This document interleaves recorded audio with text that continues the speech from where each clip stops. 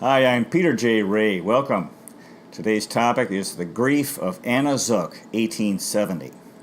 The end result of the American Civil War is that the southern states, which had formed the Confederate States of America, a new country, failed in their quest to become independent. And the United States remained one country. And I think it was a very good thing that we did. Although I believe it's important to respect what the Southerners went through, the Confederate soldiers and officers and people, the suffering they went through, to respect that, and the courage of the Confederate soldiers. Have total respect for that. But I think it was a very good thing that they lost the war, because our country remained one. And if we had broken into two countries, we could have broken into three or four or more and become weak like Central America. And we could not have played the major role we did in defeating evil forces that had taken over Germany and Japan in the Second World War. And we would have had to have visas to travel across different parts of what's our country. But now you can travel all around without a visa. So I think it's really a good thing that we remained one country. And of course, the other major achievement was that African American slavery came to an end. Now, there was a very high price paid by the by the men and families and folks in the North who fought to defeat the Confederacy. Tremendous price was paid.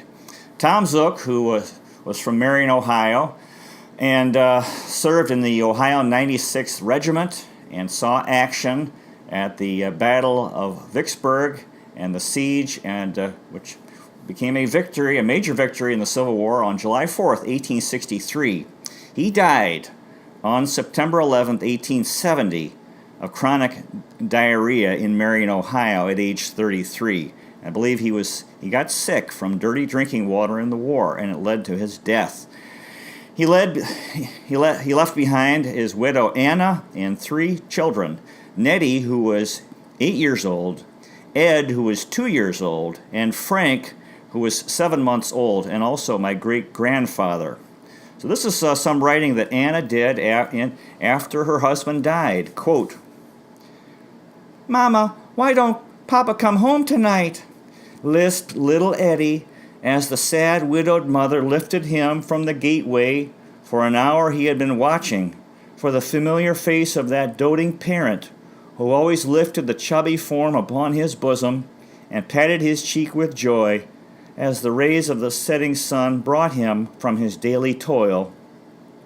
And now he had missed Papa's kindness for many nights, and the heartbroken little favorite knew not what it meant that the footsteps were heard no more upon the threshold of that once happy homestead.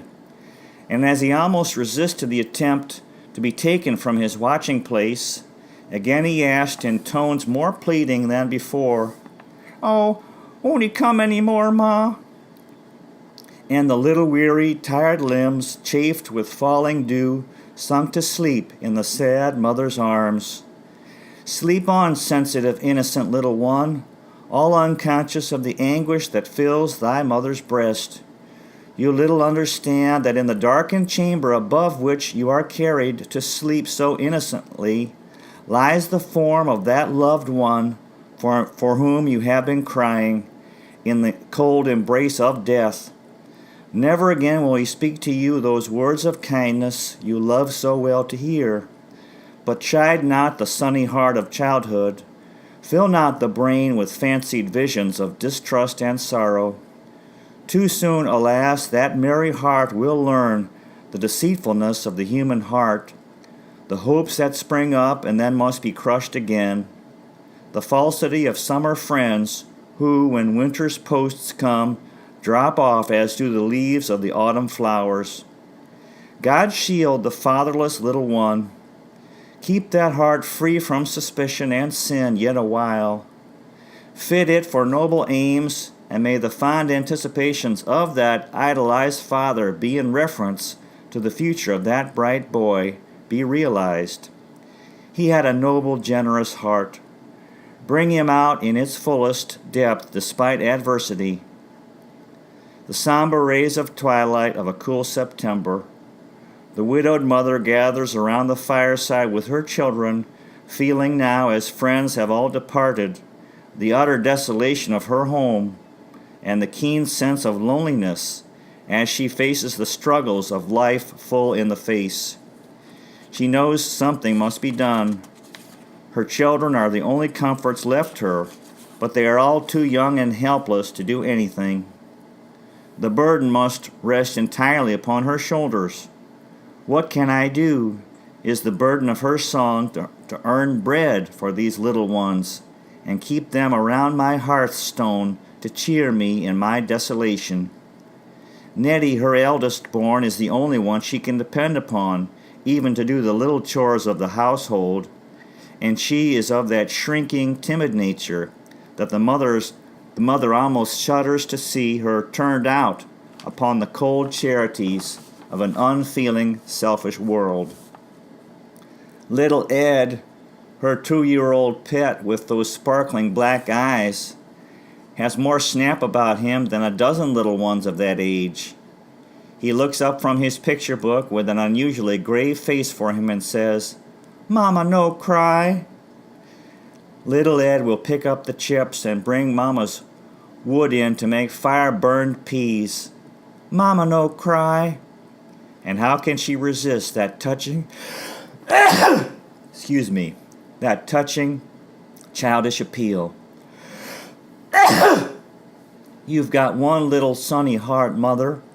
Aye, cloud not his face with unavailing sadness. The golden days of summer faded away. The leaves put on their dying glory, and autumn had come with its gorgeous beauty.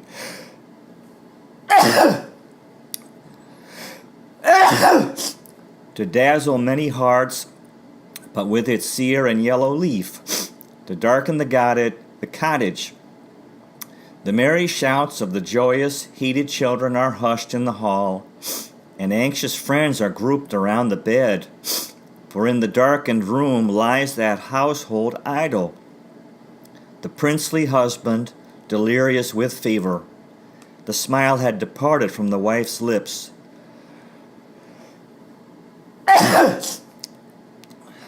The roses had faded from her cheek.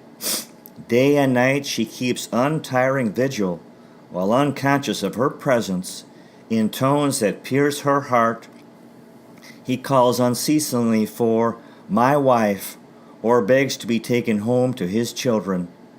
She puts back the masses of dark hair from his heated forehead.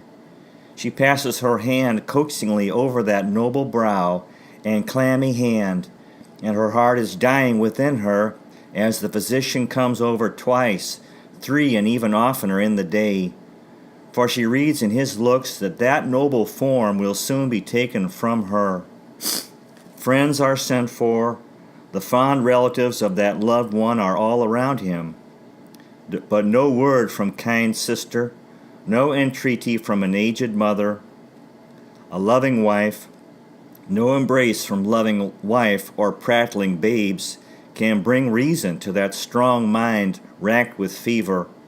No dying message, as with the last rays of the setting sun on the holy Sabbath day, sinks the calm features of that once strong man in the embrace of death.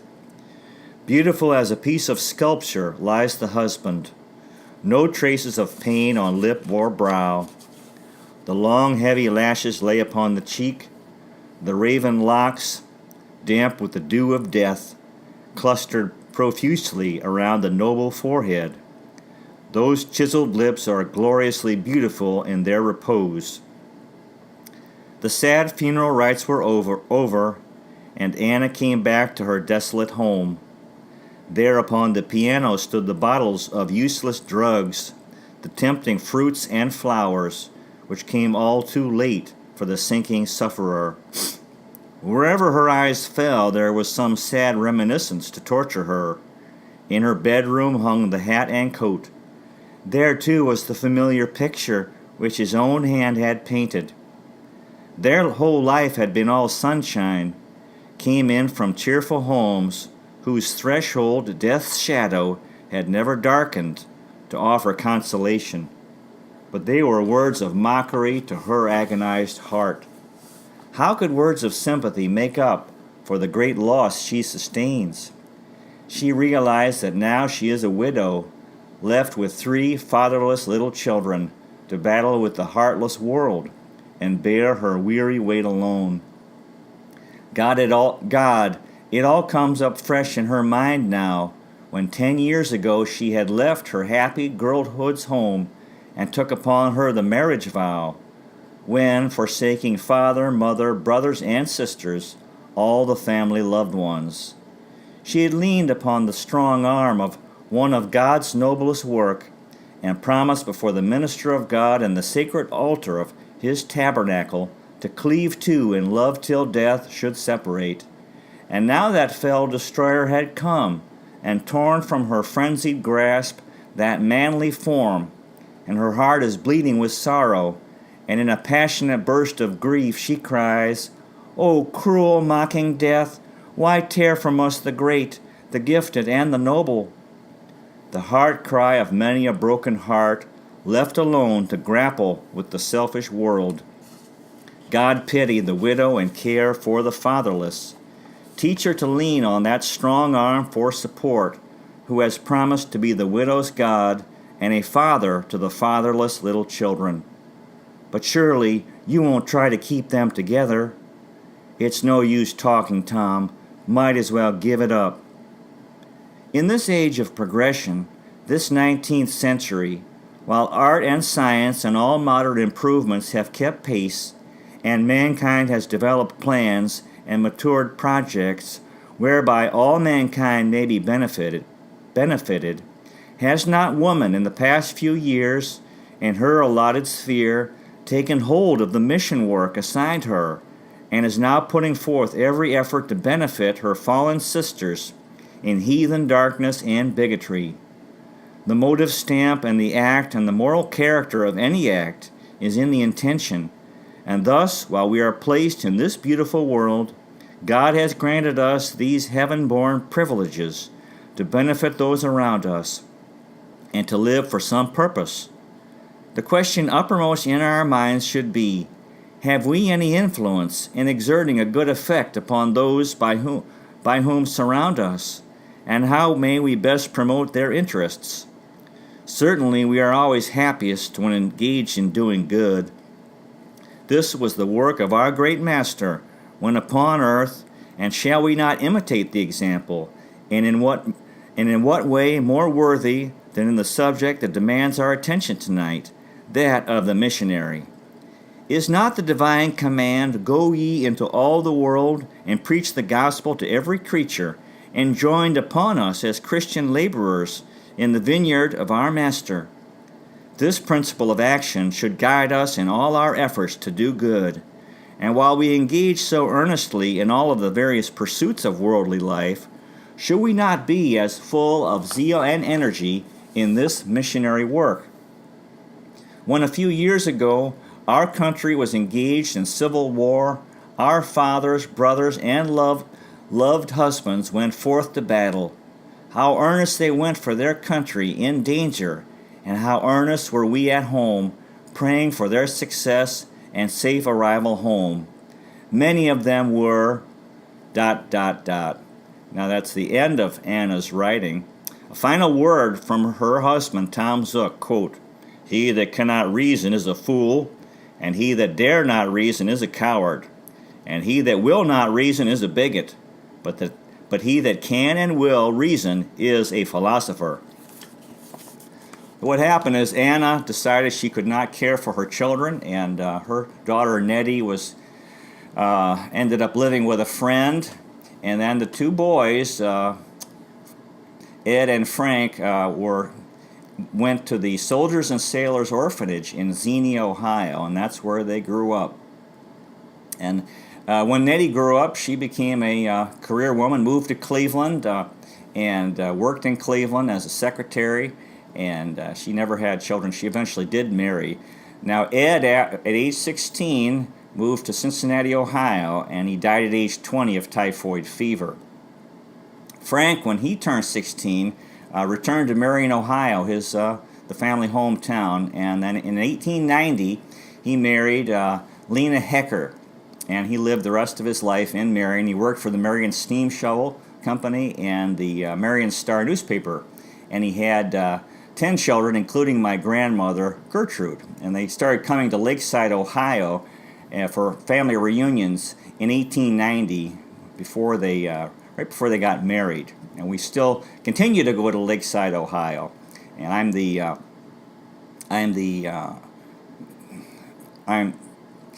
and one of his children was Gertrude, and she's my grandmother. Now, I have a comment from John S. Ray, my father, quote, "Sad, sad, sad. What a terrible gaping hole in the life of Anna Filler Zuck when her beloved young husband died after the Civil War. Life lost all its meaning for her. I hope that a picture of her and Grandpa Zuck's older brother Ed can be found. Our veteran ancestor must have been a very fine young man. John S. Ray, Cleveland, Ohio." Well, thank you so much for watching this video today. God bless you. Take care, and I'll see you next time.